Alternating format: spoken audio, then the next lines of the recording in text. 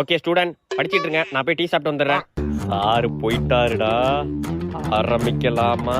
இல்ல வேணாம்டா, டேய் சொன்னா கேளுடா. ஏய் செத்திங்கடா இன்னைக்கு. ஏய்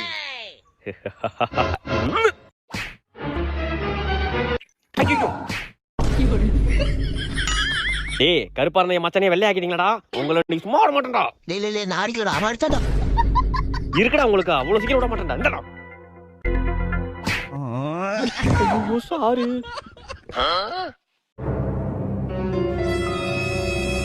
யார் அடிச்சது?